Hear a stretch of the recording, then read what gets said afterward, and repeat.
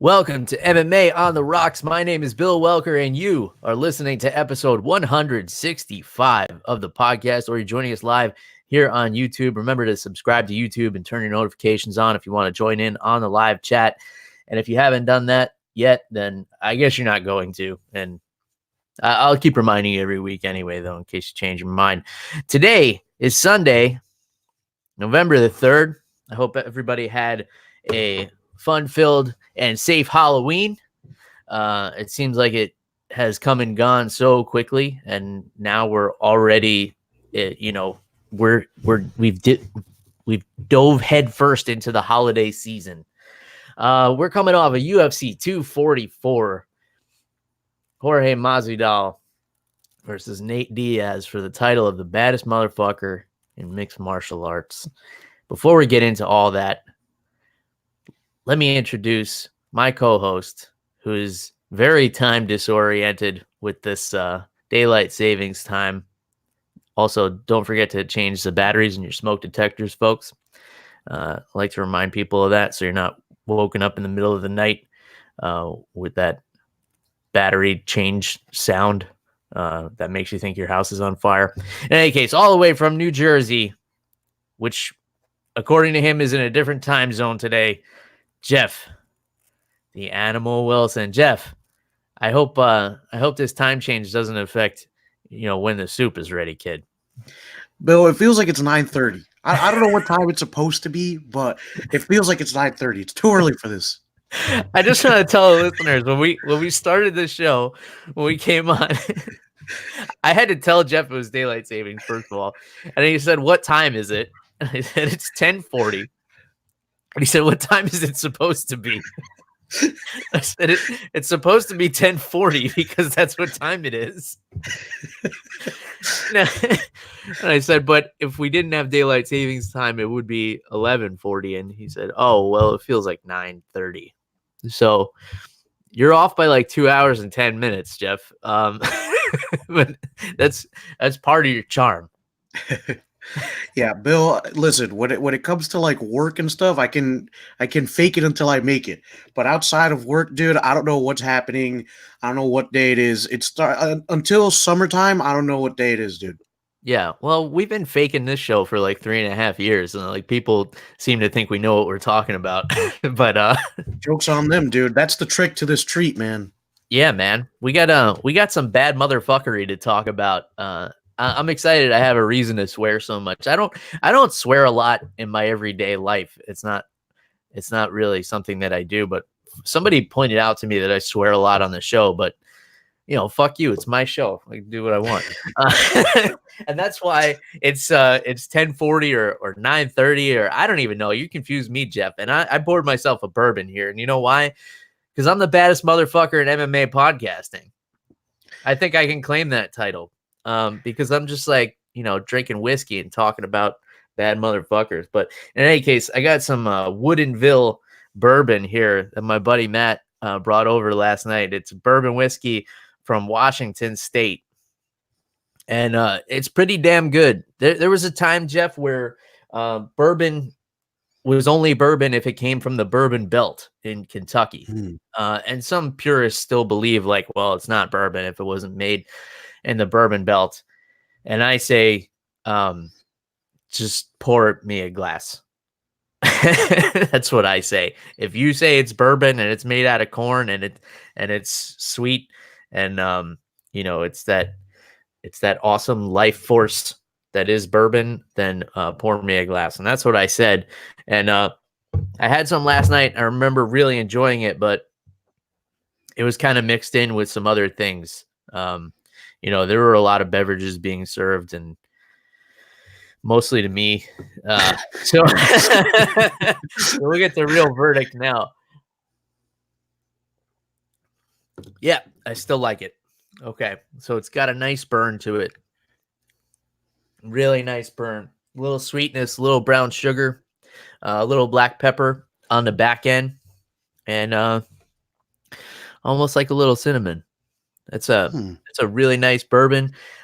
It burns a little extra because I'm on an empty stomach right now. So let's see how this show goes, Jeff. Empty stomach, bourbon at 9:30 or 10:40 or whatever the fuck time it is, and we got some bad motherfucker business to talk about. So let's start at the top, man. I mean, this card overall delivered. If you're a fan of mixed martial arts and you didn't like this card, maybe go find something else to watch, because every single fight was awesome, top to bottom. As soon as the curtain opened on this show, it was nonstop. I mean, there was maybe a couple of lulls in there, but I mean, you really can't ask for more. Anticlimactic ending, to say the least.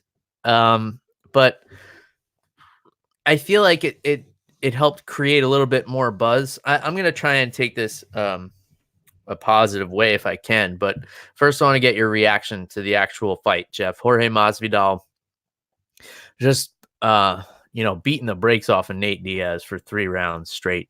It was a 15-minute one-sided beating for Game Bread here. Give me your thoughts on the fight and the way it ended. Well, how do I put this? I know it's not a popular opinion, but I'm glad the fight ended when it did, because Nate Diaz has no quit in him, and I think that was essentially his downfall here. I mean, Jorge Masvidal just came out with this killer pace, dude. He threw everything but the kitchen sink at this guy, man. Mm-hmm. I didn't expect that to happen at all. I thought that Nate Diaz would kind of, find a way to, shell up a little bit and just get Jorge Masvidal tired. But I miscalculated Jorge Masvidal's cardio, dude. He never looked like he was getting tired in there.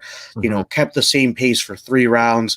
And for lack of a better term, I can't really find a technical way to say this, but he beat the shit out of Nate Diaz, dude. Mm-hmm. From the first 2 or 3 elbows that he threw, Nate Diaz's eye was cut up. And I know he has a lot of scar tissue, which led to all the bleeding, and it looked like the blood was pouring into his eye too. So, Masvidal just, throwing caution to the wind. And like I said, man, I think the biggest thing about this is Masvidal's pace, dude. Just the output. I've never seen Nate Diaz just swarmed the way that he was.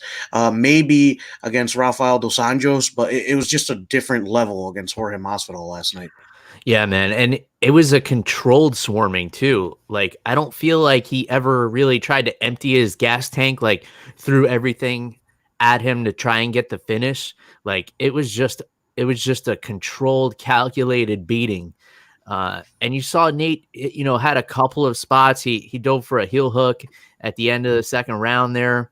A couple of things where he looked pretty good. He landed some of his trademark pitter patter boxing, but man, this was really one-sided. If it was a 3-round fight, Masvidal would have won with a couple of 10-8 rounds, I think. And I can understand the argument that if it had gone into the 4th and 5th, we might have seen Nate take it into a higher gear and put the pace back on Masvidal, who could have faded. But I mean, we can't say anything for sure. But each guy was saying after the fact that he thought the other guy was getting tired. Masvidal said he thought Nate was fading, and Nate said he thought Masvidal was fading, and things were going to start going his way. So there's no way to say what would have happened. I'm going to take a different angle with this too, and say that the baddest motherfucker in the building last night at Madison Square Garden might have been the doctor who stopped the fight. And hear me out on this. He went in there and told Nate Diaz, obviously one of the baddest motherfuckers on the planet, that he's not allowed to continue fighting. And he told Jorge Masvidal that he's not going to get the chance to get an actual finish inside the cage. And he did it in front of 10,000 angry New Yorkers who want to see these bad motherfuckers go the distance. If not, one of them end up dead in there. That takes a lot of guts. whether or not it was the right thing for Nate, I can't say. I'm not a doctor. He does have a lot of scar tissue. He even said in the post-fight press conference, if you sneeze on me, I bleed. And this same area has cut a couple of times. He's going to need some plastic surgery to seal that back up. It did look like from certain angles that his eyelid was detached and it was kind of hanging over his eye. And credit to his cut man, because Nate's argument was my eye was just as bad between the second and third as it was at the end of the third. But his cut man grabbed him after that second round, and he popped that thing open and stuffed it with Vaseline so quick, and kind of like squeezed it back shut and made it look clean for him coming out in the third round. And I think that's the only reason the doctor wasn't brought in between the second and third. There were a couple of times in there where this fight could have been stopped if it was anybody but Nate Diaz in there taking that beating. Credit to Dan Miragliotta for letting it go on and knowing the toughness and the durability of Nate Diaz, which nobody can ever question. I mean, he would have died in there.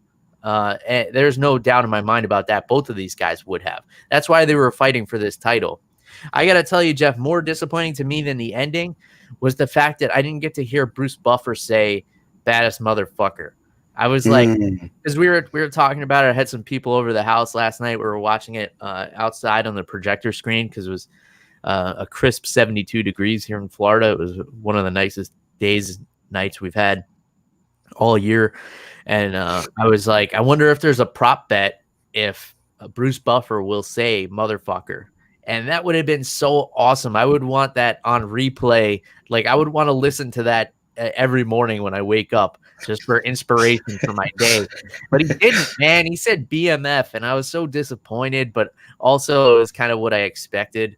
I don't know what else to say, man. Both of these guys are going to need some time off. Masvidal said he had some hand injuries during this camp. Nate Diaz had a knee injury in this camp, which is why he said he wasn't as confident in his cardio, and that's why he wasn't able to push the pace. So for those making the argument that maybe he would have pushed the pace a little more in the fourth and fifth, maybe he wouldn't have been able to because he didn't have all the running in his camp that he normally has that gives him the confidence in his cardio. And he was very specific to say it gives him confidence in his cardio, not that it improves his cardio. I thought that was an interesting distinction by Nate there. In any case, man, stock doesn't go down for either of these guys. I'd be excited to see whatever's next for them, but I think they both need some well-deserved time off. They were both kind of rushed into this fight pretty quick. Nate still has some damage from his fight with Pettis, and Masvidal had a quick turnaround. Even though he only had a 5-second fight, he had a hard camp for that Ben Askren fight, and he was battling some injuries during that as well. So these guys were kind of pushed into this a little bit quick. I think they both deserve some time off. As for running it back, I can almost guarantee that will not be the next fight for both of these guys. Masvidal will likely get the winner of Kamaru Usman and Colby Covington, especially since there's a lot of drama there with his still teammate Colby Covington. These guys have been kind of talking some shit back and forth. Whether that's real or not, I can't really say. I don't know if there's a genuine dislike there or if they're just kind of playing it up to get some attention and they're both in on it. I don't know. It doesn't seem like Masvidal would be that kind of guy, but you can't rule anything out. In any case, still an awesome night, man. I think this was still, the cherry on top of an amazing fight card. It was an awesome performance from Jorge Masvidal. And of course, we were reminded how tough Nate Diaz is. I think that was this main event in a nutshell. Any other thoughts on this one before we move on, Jeff? No, dude, I thought it was an exciting fight up until it ended. And like we said, both of these guys are fucking warriors, man. Yeah, and still, credit to that doctor, man. I don't know how he made it out of that building alive. It's that's some task. In any case, co-main event, not as exciting. This one ended in a more fucked up way than the than the main event, in my opinion. And it's not because of who won. I think Till deserved to get the decision here, but it was a split decision. One judge had it 30-27 for Till, which I thought was absurd. One judge had it 30-27 for Gastelum, which is even more absurd. And then whoever that third judge is got it right. 2 rounds for Till and 1 for Gastelum. I mean, I think, you could train somebody who's never watched an MMA fight to come to that conclusion. But I'm always amazed at like, what the fuck are these people watching that you saw it so one-sided for one guy and someone else saw it so one-sided for the other guy. This always blows my mind when this happens at 30-27 for either guy. I could entertain it. I'm okay with it being a split decision. Like maybe if you thought Gastelum had some shiny moments, and you thought he was landing some shots that Till was really evading, but like he really didn't touch Till that much at all. He had a couple of nice takedowns, which like if you're impressed with takedowns, okay, but he wasn't able to keep them down. This was a striking and evasiveness clinic, and Till had a more impressive victory over Gastelum than the current champion Israel Adesanya did. I think he had a much easier time because Adesanya got rocked by Gastelum quite a bit. Granted it was a longer fight, but Till really had an easier time with him, and I think he shows that he belongs in this middleweight division. I'll be interested to see what's next for him. Give me your thoughts on this fight, Jeff. Bill, speaking of Darren Till at middleweight, it makes you wonder, seeing him in there with Kelvin Gastelum, how the fuck he ever made 170. The dude's gigantic. Mm-hmm. And I mean, I love seeing Darren Till at 185, man. He looked good in there. I think, who said this? I forget if it was Dominic Cruz or Joe Rogan, but one of them said, we're seeing the Darren Till we wanted to see at 170. And I thought that statement was super accurate. Darren Till looked fantastic in there. He, whenever they would clinch up, Darren Till looked like he was stronger than Kelvin Gastelum. Mm-hmm. And like you said, whenever Kelvin Gastelum went to take him down, either Darren Till would pop back up or use the momentum to keep Kelvin Gastelum going and then get up from there. And I think that we saw some improvements in his grappling, and I thought he was very calculated. He kind of looked like a more aggressive Stephen Thompson in his fighting style. He was in and out, but he was also pushing forward. He found his range really quickly. I loved the first round how he was using leg kicks to really stifle Kelvin Gastelum, and I think those leg kicks paid off throughout the fight, especially in the second round too. And I thought that Darren Till's footwork looked phenomenal. He talked a little bit at the end in the interview about how, he had to change his mentality after going from unbeaten to 2 straight losses, two finishes actually. Yeah. And dude, I think Darren Till, I don't know what he's doing, but I think he's doing the right things, man. I'd like for him to stay out of trouble a little bit more. Outside of the cage, but that's besides the point. I think that the fact that he took on one of the top 5 guys in the weight class up speaks volumes. So I think Darren Till, I'm excited to see what's next for him at 185, man. I think we need, for the most part, at 185, it's a lot of strikers with grappling. I think that Darren Till can kind of hang with these guys in the upper echelon of the 185-pound division. Yeah, for sure. There's a lot of interesting fights for him as well. This is a division that's wide open. Not a lot of guys have fights right now. You had Jacare move up to 205. He's going to fight Jan Blachowicz coming up pretty soon. Other than that, everybody's open. You got, Uriah Hall and Darren Till would be a fun fucking fight in my book. You got a lot of interesting matchups here. Obviously Paulo Costa is injured. It's probably going to be Romero stepping up for that title shot. But if it's not, Romero and Darren Till would be a really fun fight. Yeah. There's a lot of fun things. I just want to give a little shout out here. We got Marcus from Brazil. He's in here commenting. He's upset about Johnny Walker, obviously, because fellow Brazilian there taking a big loss last night. So we'll get to that fight, Marcus. I appreciate you coming in and commenting. But yeah, I think there's a lot of fun things. I think it's a wide open division. I think there's a lot of good fights for Kelvin Gastelum as well. He needs to go back and kind of reassess some things.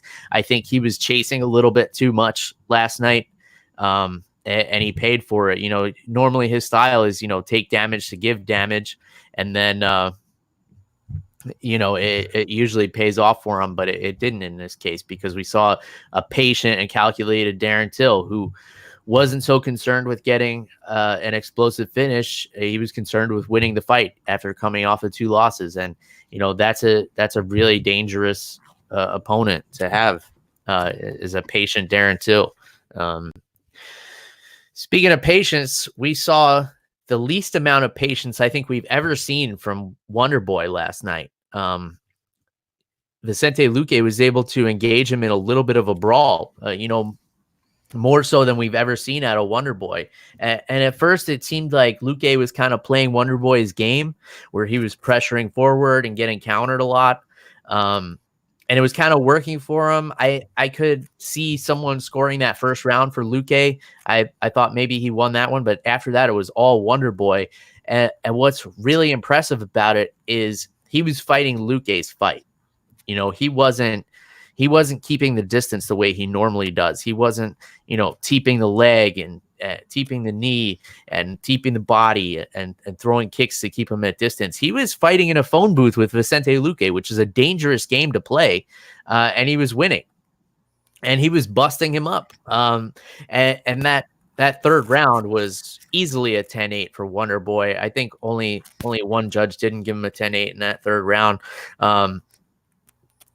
The only thing I was thinking about Wonderboy is like, maybe he doesn't have that killer instinct. If he doesn't get that instantaneous knockout where the lights are just off, he doesn't like to swarm on guys when they're hurt. It's almost like he's too nice of a guy. Like he doesn't want to hit them when they're vulnerable. But other than that, I thought it was a pretty flawless performance from Wonderboy. I think he broke his right hand, so he'll be on the bench for a little bit, but he's able to redeem himself after that knockout loss to Anthony Pettis. Give me your thoughts on this one, Jeff. Yeah, but I'm with you 100%, man. I liked the more aggressive Wonderboy. He was advancing, he was moving forward. Like you said, he was in the pocket with Vicente Luque, man. And I agree with you. I think that's a dangerous game to play because Luque caught him a few times, man. And those were the times where we saw Wonderboy back up a little bit and kind of readjust and take a second, which, I'm not, I didn't hate him for that. I think that Wonderboy, I think after getting knocked out, he realized that his style is effective, but sometimes he's got to push the pace a little bit. He's got to push forward. And I like seeing that from him yesterday, man. But I'll be honest with you, I was worried at first. Early in the second round, he was getting in Vicente Luque's face, and Luque was catching him with a few left hooks, an overhand right that hurt Thompson. So I was a little bit worried. I thought maybe Vicente Luque would end up getting a flash knockout here, but Thompson was calm. He was calculated while still being aggressive, and I think I appreciate Wonderboy even the more for it. And the fact that he walks out to Wonderboy by Tenacious D. How can you hate this man, Bill? Yeah, man, he's definitely a likable guy. I mean, it's hard to find a reason to not like him. I think he realized too, with his patient counter-striking style, people would just choose to not engage with him, like Tyron Woodley. Yeah. And that became the blueprint to beat him. Just being as patient as he was. So the fact that he was willing to engage in Luque's style, definitely boosted Wonderboy up in my book. I think that was the most impressive way he could have won. Even if he knocked Luque out in the first round, I think this was more impressive because he showed that he could beat Luque at his own game. If he caught him with a knockout in the first round, like, okay, that's Wonderboy's game. But the fact that he beat Luque fighting in a phone booth is super impressive. Another impressive one, Derrick Lewis, man, looking in the best shape of his life. I don't know what the fuck Blagoy Ivanov's head is made out of. The fact that he was taking those shots from Derrick Lewis and kept coming forward is insane. I mean, we saw some amazing chins this night. You know, Nate Diaz obviously can take a shot. If you think about, just to rewind a little bit, you think about the fact that how gigantic Darren Till was and how he towered over Kelvin Gastelum, then think about the fact that Masvidal knocked him out cold. Yeah, wow. And he hit Nate Diaz with those same shots and wasn't able to put Nate Diaz away. So I know MMA math doesn't really work, but that says a lot for the chin of Nate Diaz. Now let's get back to the chin of Blagoy Ivanov. Took some monster shots from Derrick Lewis, and it was so funny how Derrick Lewis seemed to almost let Ivanov take him down and then get into side control and just kind of rest there and let him lock up an Amirkhani twice that was really tight, putting a lot of torque on the shoulder. It looked like he was even loading up his hand to tap a couple of times. And then, you know, once he felt like it had gone too far, he just chucks Ivanov off of him and then rushes him like a fucking grizzly bear. It was terrifying. You know, imagine letting go of a submission and you got Derrick Lewis running after you, an in shape Derrick Lewis, and he's trying to take your head off. Give me your thoughts here, Jeff. Yeah, dude, just to comment on how Derrick Lewis looked, man, he weighs the same, but he's looking, a little slimmer, especially in his midsection, he's looking good. And dude, I was impressed, man. Blagoy Ivanov is a very good grappler. He's got some very good shoulder locks, and Derrick Lewis went toe to toe with him. He was there to basically get out of everything that Blagoy Ivanov had for him, and he was hitting him with some bombs. And Ivanov is just such a tough dude, man. I can't remember him being finished in the UFC by knockout as of yet. Maybe he has been, don't quote me on this, but he's just a tough dude, man. And he's up there in years. So, it's like we said, power's the last thing to go. So I was very excited for this one. I think that, both of these guys just, their styles kind of, how do I put this? Not that they canceled each other out, but their styles definitely made for an interesting matchup. And, I was surprised that neither could finish the other. So a very, very good fight. I think Derrick Lewis, I think he's working his way back to a title shot here. Maybe not anytime soon, but I can't think of, who else could go with Stipe at the moment, unless they want to do DC Stipe Part 3. But I don't know if Cormier would go for that.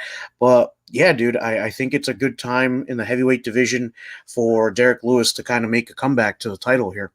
Yeah. And just one more comment about the chin of Ivanov here. So his last three fights, Tai Tuivasa, Ben Rothwell, Junior Dos Santos. Those were his three fights in the UFC. And he took a lot of damage in all of those fights. And none of those guys, who are all knockout artists, I don't think there's any arguing that. Dos Santos, Rothwell, and Tuivasa between them probably have 40 knockouts. And none of them were able to knock Ivanov out. He lost to Dos Santos, but he won decisions over Rothwell and Tuivasa, and those are both really close fights, as was this one. One judge gave it to Ivanov here. I don't really see why.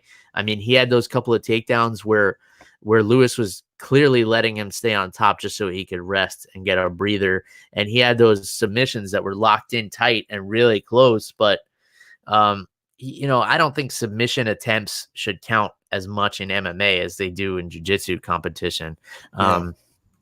I thought this was a clear win for Derrick Lewis. I don't know why one judge would have given it to Ivanov. Maybe it was the same judge who gave a 30-27 to Kelvin Gastelum. I don't know that to be true. I don't plan on looking it up. If you want to look it up and let me know, feel free. Send me a message and we can talk about it. Speaking of looking up, things are not looking up for Gregor Gillespie, man. One of the most horrific knockouts you'll ever see. A beautiful setup from Kevin Lee. The right hand knocking Gillespie right into the left shin, right on the jaw. I have not heard an update on Gillespie, but I would not be surprised to hear he has a broken jaw. The way he went down was so gruesome. And, you know, everybody loves an exciting knockout, but it was the kind of thing where you were immediately concerned for him. You know, here's a guy in Gregor Gillespie, never had a bad thing to say about anybody. So you wouldn't wish this finish on anyone, but credit to Kevin Lee. He looked fantastic in there. You know, he was patient. He was calculated. He came in with a super low stance to try and counter the wrestling of Gillespie. And Kevin Lee admitted this was the most dangerous fight he could have taken. In my opinion, Gregor Gillespie is the best wrestler in the division. That includes the champion, Khabib Nurmagomedov. Now, as for wrestling and MMA, maybe Khabib is better, but if it was a straight wrestling match in open space, I would think that Gillespie would be able to get the better of him. He's an Olympic caliber wrestler. A lot of people don't realize that. 4-time All-American at Edinburgh and Long Island. The fact that he was an All-American as a freshman is amazing. The only reason he didn't go to the Olympics was because he was in the same weight division as Jordan Burroughs, and he thought he would be wasting his time. Other than that, he would be an Olympian. He decided to take the MMA path instead. Undefeated coming into this fight. I said last week on the show, Jeff, that Gillespie has nasty wrestling, and he could definitely take Kevin Lee down and hold him down and beat him up for 3 rounds, but he gets hit a lot. And he was getting a little too confident with his striking, but his striking looked good. You know, he was landing that stiff jab on Kevin Lee, busted his nose up pretty well. But, you know, he just kept coming in, and he wasn't getting his hands back to his face quick enough. And Kevin Lee timed it and capitalized on it. You know, he took a bunch of jabs to the face and got bloodied up in the process. But in the end, he got the most impressive highlight reel finish of his career. And just like that, Kevin Lee is right back in the mix here with a win over the formerly undefeated Gregor Gillespie. Give me your thoughts, Jeff. Yeah, dude, this knockout was concerning, man. You know, I think I woke the people upstairs who live upstairs from me, man, because when Gregor Gillespie's body hit the floor and the cage, I was like, oh fuck. That was my reaction. Mm-hmm. And dude, it was just a beautiful setup from Kevin Lee, man. That right hand into the left shin, like you said. You know, it was like a pendulum just going back and forth. It was really nice, man. I like finishes like that. And I think, and you said this last week, Bill, that Kevin Lee would be the better striker, and that was the case, man. I'll be honest with you, I thought Gregor Gillespie had this one in the bag. Because of his wrestling. But man, Kevin Lee changed up his camp, went to TriStar, and just, you know, things are going, they look like they're going well, man. I'm excited to see what's next for Kevin Lee. You know, he's so young in this 155-pound division, and, you know, I don't think his stock has ever gone down. He's taken some very, very tough fights in the last couple of outings that he's had, and you know, I think the sky's the limit for Kevin Lee here, man, with TriStar. You know, he gives a lot of credit to Joe Rogan for that. So, you know, good eye for Joe Rogan, and you know, good head on Kevin Lee's shoulders for taking the advice and saying, yeah, let's give it a try. So, you know, Kevin Lee looked great out there. I don't think Gregor Gillespie's stock goes down at all. You know, he's still one of the toughest dudes in this 155-pound division. But I think that's a huge feather in Kevin Lee's cap here. Yeah, I think we're gonna see a lot from Gregor Gillespie because he likes to take a lot of time in between fights anyway. Obviously, he's going to need a lot longer to recover from this one. Likely has a broken jaw, but you know, it's his first loss, and here's a guy who's not used to dealing with defeat. So let's see if he's the kind of guy who it motivates him or it breaks him.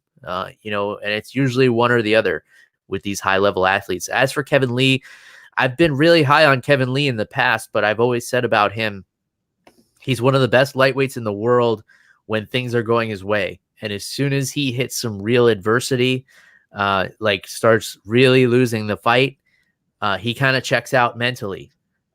So I would like to see him get another tough fight with a top competitor who can put him in some tough spots and see how he deals with that, with his new coaching and everything like that. After his coach, Robert Follis, unfortunately passed away, he didn't really have any guidance. He was kind of his own coach. And I think that was probably the worst thing that could have happened for his career. It would have been better if he latched on to another coach sooner and didn't take those tough losses.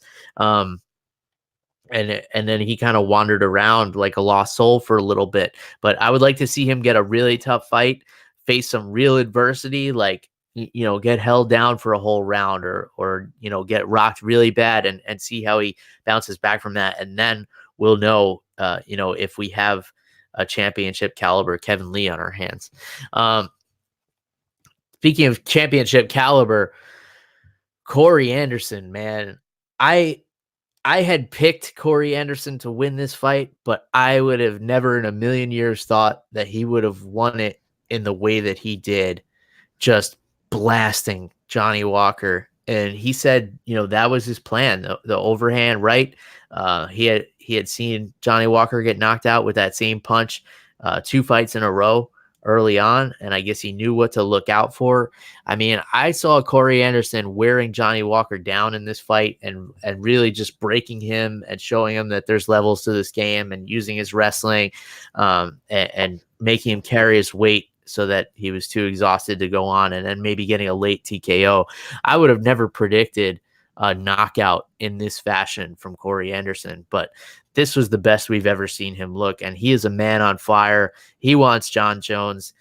He's not gonna get it, I don't think. But man, it was impressive. Give me your thoughts, Jeff. Yeah, dude, Anderson went in there like he had a chip on both shoulders, man. I loved it. He was angry, when the ref pulled him off him, he was still yelling in Johnny Walker's face, man. I fucking loved it. And listen, Johnny Walker, he's young, man. He's still got a long way to go. So, I think Corey Anderson definitely felt like he was being overlooked, which I felt like it was the case here. Johnny Walker, I'm a fan of his. I like him. But Corey Anderson's just a tough dude. And, Bill, I agree with you. I thought that if Corey Anderson was going to win, it was going to be in the long game. It was going to be, a grind. It was going to be him making Johnny Walker carry his weight and get exhausted. But, he went in there, was not scared of Johnny Walker's power, which you got to respect him for that, man. And he, like you said, man, he mentioned that he had seen Walker get knocked out the same way with that right hand, and that's what Anderson was building up to here. I agree with you. I don't think that Corey Anderson is going to get John Jones. But I didn't think that if Johnny Walker won, I didn't think he was going to get John Jones either. I think it's too soon. But yeah, dude, I think Corey Anderson's stock definitely goes up. Like I said, I loved seeing him, in there just chomping at the bit. Like I said, with he walked in there like he had something to prove, and I think he proved it. Corey Anderson, I think that after this fight, I don't think anybody's going to be overlooking him again, man. Yeah, for sure. Unfortunate for Corey Anderson that his performance will probably get overshadowed and not get as much shine because of everything else that went on this card. And I like what he said that, I don't have the charisma like some of these other guys do to get where I need to be. So I'm going to have to speak with my performances. He knew he needed a punctuation mark on Johnny Walker. He couldn't just go in there and grind on him for 3 rounds and expect to get a title shot. He knew this is what he had to do, and he went out and executed it. I still don't think that he moves the needle enough to get that John Jones fight. And my advice to a lot of people in life is always don't be a problem identifier, be a problem solver. So if you're going to identify a problem, you have to then provide a solution. I try to live by that as much as possible, but I don't really know what to do with this light heavyweight division. We have a problem here. We have a guy on top in John Jones, and we don't have a suitable opponent. We have Dominic Reyes, who, knocked out a Chris Weidman, who looked like he shouldn't have even been in there. and we have Corey Anderson, who had an impressive performance over Johnny Walker. All three of these guys, if you asked a random person on the street, nobody would be able to identify them or pick them out of a lineup. And that's not a knock on any of these guys. They're all fantastic athletes and amazing fighters, but that's just the reality of it right now. And maybe John Jones will be willing to take one of those fights, but he even said he felt like his last two opponents weren't, notable enough to be getting the title shots, but there's just nobody else, and he doesn't want to do that anymore. He wants a big fight. So John Jones may sit out for a while. I know he's got no problem doing that. He's done it before, not necessarily his choice to do that, but, he knows that he can sit for a while. And I feel like that's what's going to happen. And we're probably going to end up seeing Corey Anderson fight Dominic Reyes. That's my prediction. I mean, you guys heard it here first at 11:25 a.m. or 10:25 a.m. or 7:35 p.m. whatever time you think, whatever time you identify it being. I mean, it's 2019. Like, do we really have to use clocks anymore? We can identify, whatever time we feel like it is.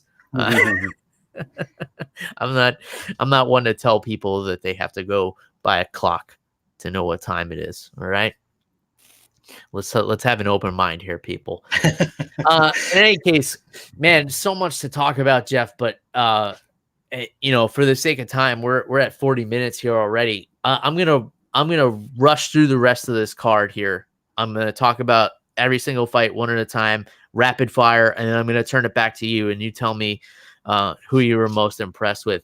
Shane Burgos had some adversity against Makwan Amirkhani, who really pushed the pace in the beginning of the fight, but then Burgos came back and he put that pace tenfold back on Amirkhani to the point where Amirkhani couldn't even stand up a couple of times. I'm surprised Keith Peterson didn't stop it in the third round earlier when Amirkhani went to get up and then turned his back immediately. That fight should have been over at that point. It could have been stopped 5 other times, but in any case, Shane Burgos getting the TKO victory over Makwan Amirkhani. I thought he showed so much heart and such an amazing gas tank, and the pace he put on him late in the fight was incredible. Edmen Shahbazyan, highlight reel head kick knockout over Brad Tavares. So another statement by a guy in this middleweight division who had a more impressive victory over a guy than the current champ, Adesanya.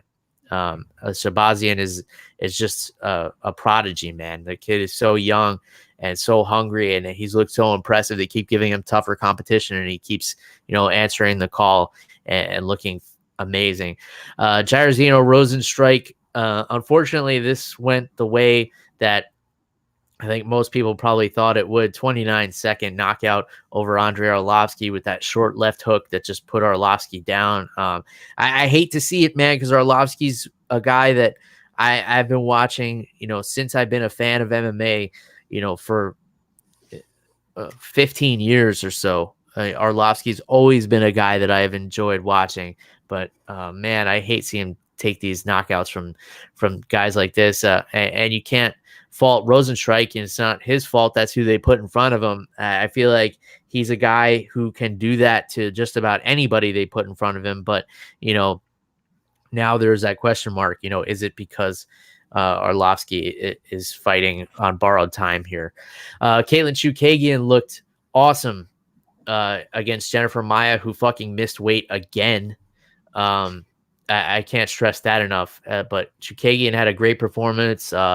She'll likely get a title shot against Valentina Shevchenko now, and well-deserved. Lyman Good really battered Chance Rencounter here and finally got that TKO in the third round. We know how tough Chance Rencounter is, so the fact that Lyman Good was able to put him down the way he did was super impressive. It was good to see this fight get stopped and Chance Rencounter left in a pile of his own blood. This was a really exciting fight, though. He showed his toughness. I mean, he lasted a lot longer than most people would in there with Lyman Good taking that kind of beating. Hakeem Dawodu getting a split decision over Julio Arce. This should not have been a split decision. This was a clear victory for Hakeem Dawodu. I don't know why. Maybe it's that one judge, you got that one bad apple out of the 3. I'd be curious to know if it was the same one that made all these wacky decisions. In any case, Jeff, threw a lot at you. What are you throwing back to me? What's popping out to you here?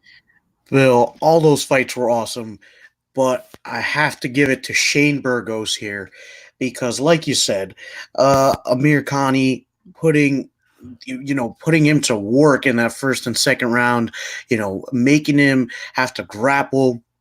Amirkhani, a very good grappler, and Shane Burgos had to carry his weight around. He was having a hard time, and then in that third round, Shane Burgos came out and just put the pace on him, like you said, just beating the bricks off of him. And Amirkhani got dropped at least 2 times, and in those 2 times, he took his time getting back up.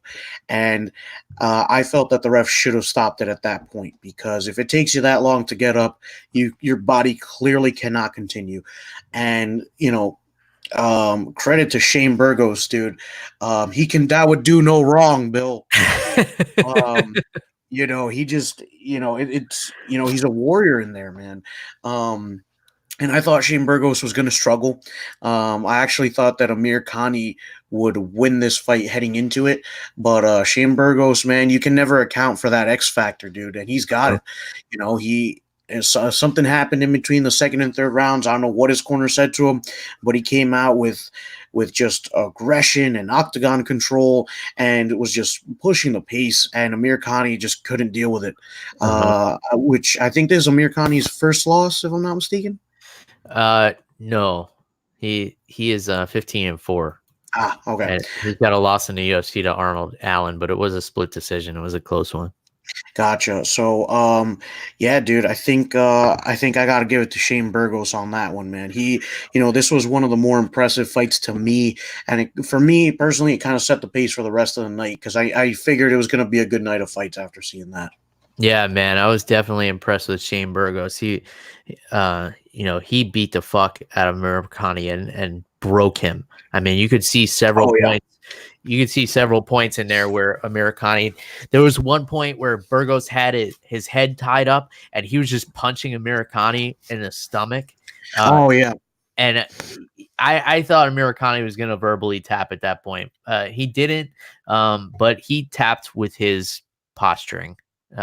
He was out of that fight, and it probably could have been stopped a little sooner. But you got Keith Peterson in there. He's the best referee in the game. I don't think there's even a close second, in my opinion. So I got to side with Keith Peterson on this one, even though watching it, I'm like, oh man, you could stop it there. Definitely when he got up and then turned his back, I would have said, no, you don't want to be in here, man. This is over. In any case, man, what a card. I was so excited to talk about this card, and then looking back over it and like all the fights that I forgot I was excited about. I'm even more excited about it now, man. And I was almost kind of hoping like maybe we need a week off here. But no, man, we're going to Russia next week. We're going to Russia. So Zabit Magomedsharipov against Kelvin Kattar. This fight was supposed to happen in Boston. But Zabit had to pull out conveniently from Kelvin Kattar's hometown and said, oh, why don't we do it in Russia? So very convenient for him, but Kelvin Kattar is a fucking stud, man. He's like, all right, you want to run away from me because it's my hometown? You think you're going to be better off fighting in your home country? Let's do it. And, he's going to get on the plane. He's going to get there. He's going to get in Zabit's face. This is an awesome main event. Two guys who definitely fly under the radar with everybody, but really hardcore fans. And I think they're going to really put on a show here for the Moscow crowd. Give me your thoughts, Jeff. Bill, I'm a big fan of Zabit Magomedsharipov. I feel like give him some time, and I think he will be featherweight champion one day in the UFC. So I think now's his time to shine, dude. Main event. Kelvin Kattar's a tough dude as well. He's making a big splash in this featherweight division, which I think it needed because, after Jose Aldo, lost to Conor McGregor, I think it kind of opened the gates here for some of these younger guys coming in. So I'm excited. There's some other good fights on here too, but that main event, man, it's making my mouth water, dude. I know how good Zabit is. He's gonna Zabit it up next week, dude. You're on fire today, Jeff. You're really loving it. Yeah, man, this is you got, of course, since it's in Russia, you got some tongue twisters on here, man. I do not envy whoever's doing the commentary for this one. This is gonna be tough. I imagine it's gonna be John Gooden and Dan Hardy. They got a lot of work to do. They're gonna have to study their alphabet this week because you got some names that have the entire alphabet in them. But yeah, we got some undefeated fighters on here, some lesser known guys that are definitely going to be really tough.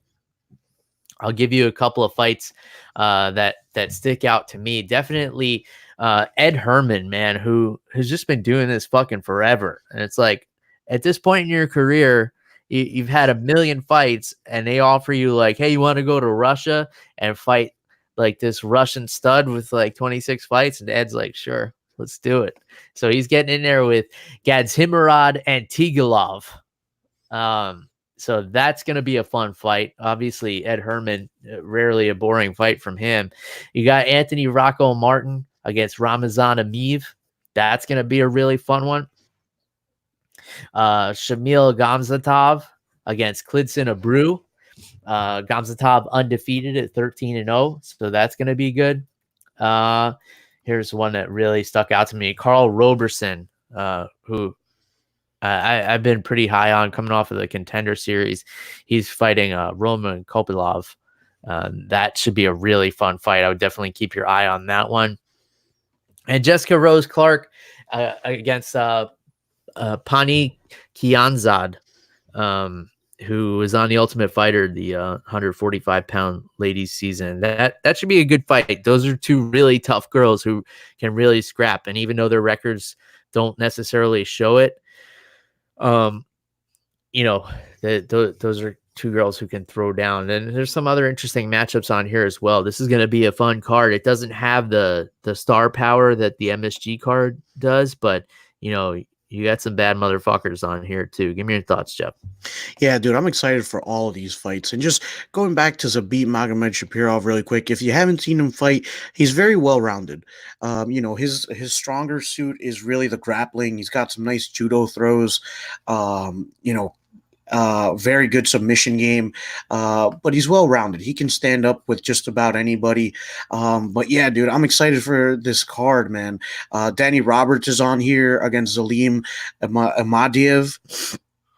And, I think that this is going to be one of those cards that we kind of always mention, one of those dark horse cards where you think it might not be that exciting because there's some fighters you don't know on here, but then it ends up being one of the most exciting cards, in comparison to some of the other stuff that the UFC puts on.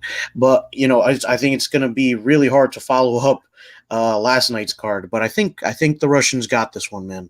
Yeah, they can handle it. Yeah, it's going to be I think a lot of people are going to be on a hangover from this BMF card and probably not tune in for this one, but I think there'll be some highlights. You got Khabib's cousin, I think, too, on here, Abubakar Nurmagomedov. Yeah, fun stuff. All right, man, we ran a little long this week, so I'm going to pour myself another bourbon until I forget what time it is, too. In any case, this was a good time. I had a lot of fun talking about this card. If you guys have some opinions that you want to share with us, please do so on social media. You can reach Jeff at @animal_Wilson on Twitter and Instagram. And you guys know how to get a hold of me by now. It's at MMA on the Rocks everywhere on social media. We got some fun stuff coming up for you. We got working on a new logo, some new branding. So I'm going to be looking to you guys for some opinions on that. Oh, how could I forget this, Jeff? Our good friend, Serena. Oh, that's right. Made her Invicta debut Friday night. So much has happened between then and now, but I definitely want to give a big shout out to Serena. She looked awesome in there. Invicta debut. She was the first fight on the card. lost a decision to a really tough girl. Won the second round though, and showed that she can come back from some adversity. She got rocked really hard in that first round, and she was able to shake the cobwebs off. She looked good in the clinch. Her head movement looked really nice. She had an awesome sweep off of a takedown in the first round, I believe. So big shout out to Serena. Knowing her personally, I know that she's going to learn a lot from this experience, from this tough loss on a big stage, but she's going to come back 10 times better for it. There's no doubt in my mind. So big shout out to the Southpaw Outlaw. If you guys aren't familiar with her, go back and check out, go to the YouTube channel. I have several clips of interviews with her on the highlights playlist on the YouTube. So go over there and look at those.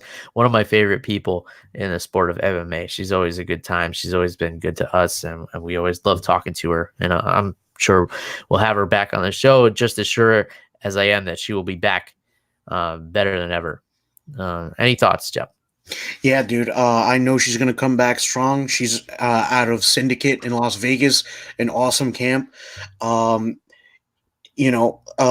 Serena's a tough chick, dude, and you can tell that just from talking to her. We've had her on the show a few times. She's a good friend of the show. So Serena, a huge shout out to you. We have nothing but respect for what you're doing, and we know you're going to come back stronger. You're going to be in the win column again pretty soon. Hell yeah. All right. Well, long one this week, but hopefully you guys enjoyed it. And whether you did or you didn't, let us know about it. Reach out on social media. Until next time. Cheers, everybody. Goodbye.